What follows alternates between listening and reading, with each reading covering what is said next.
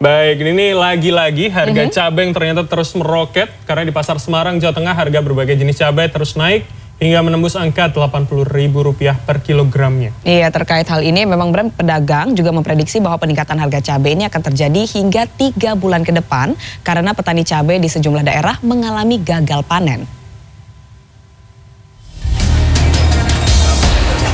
Berdasar pantauan di Pasar Johar Semarang, Selasa siang, harga semua jenis cabai naik tinggi. Harga tertinggi di pedagang grosir cabai mencapai Rp80.000 per kilogram untuk cabai rawit merah. Harga ini naik dari Rp50.000 per kilogram pekan lalu. Cabai merah keriting kini Rp60.000 dari semula Rp25.000 per kilogram. Cabai hijau keriting dari Rp18.000 menjadi Rp25.000 per kilogram. Sementara cabai rawit putih naik Rp23.000 sekilo menjadi Rp43.000 per kilogram dan cabai teropong dari harga Rp30.000 melonjak ke Rp58.000 per kilogram. Menurut para pedagang, harga cabai jenis lainnya juga terus melonjak. Sebab stok barang kini berkurang lantaran petani cabai di sejumlah daerah di Jawa Timur dan Jawa Tengah mengalami gagal panen akibat pengaruh cuaca. Sementara kebutuhan cabai meningkat menyusul banyaknya hajatan warga. Pedagang memprediksi harga cabai diprediksi terus naik hingga 3 bulan ke depan.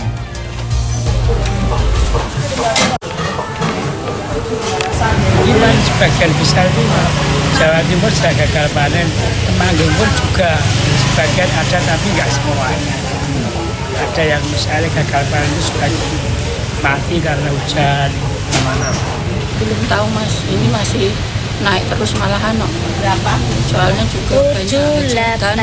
Banyak ini kan mau bulan haji. 45. Biasanya gitu. Lonjakan harga cabai ini berdampak langsung pada konsumen, termasuk pengusaha makanan.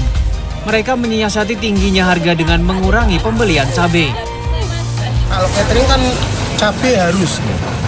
Biasanya kalau harganya murah saya beli banyak, kemudian saya olah, saya taruh di freezer. Tapi karena ini naik terus saya nggak pernah beli banyak. Jika pasukan cabai dari Jatim dan Jateng berkurang, pedagang di Semarang akan mendatangkan cabai dari Bali. Danang Cahyo, Semarang. Ya, di tengah masih mewabahnya penyakit mulut dan kuku pada ternak, warga di Ngawi, Jawa Timur digemparkan dengan temuan bangkai sapi di aliran Sungai Bengawan Solo. Warga menduga bangkai sapi tersebut sengaja dibuang ke Bengawan Solo karena terjangkit penyakit mulut dan kuku. Sementara di Tuban, peternak sapi tradisional harus menanggung kerugian hingga jutaan rupiah karena memotong paksa sejumlah sapi karena terjangkit PMK.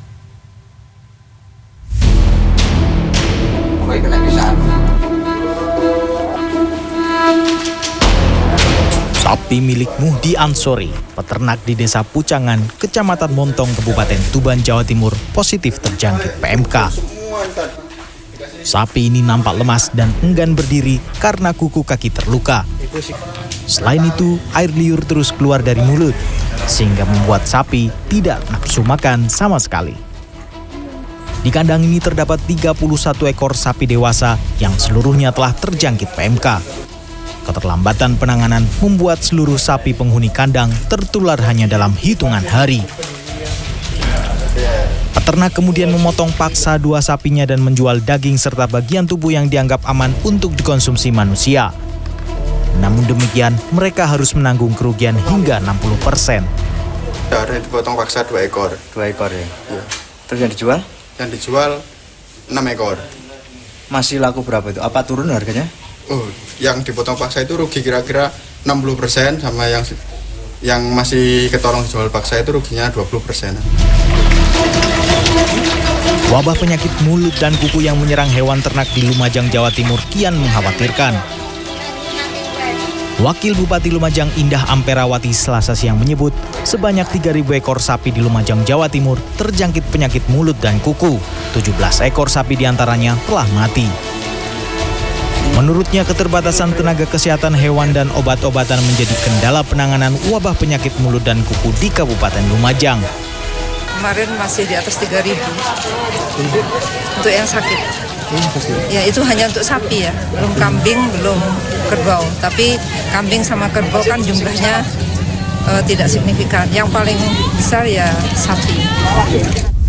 Sementara itu warga Ngawi, Jawa Timur digemparkan dengan temuan bangkai seekor sapi di aliran Sungai Bengawan Solo. Tepatnya di Kelurahan Klampisan, Kecamatan Ngawi Kota. Bangkai sapi diperkirakan sudah dibuang sejak beberapa hari lalu karena kondisinya sudah mulai membusuk. Warga khawatir jika bangkai sapi yang dibuang di aliran Sungai Bengawan Solo ini merupakan sapi yang tertular penyakit mulut dan kuku. Mereka juga menyayangkan meski bangkai sapi ini sudah 2 hari ditemukan, namun belum ada tindak lanjut dari dinas terkait. Tim Liputan CNN Indonesia.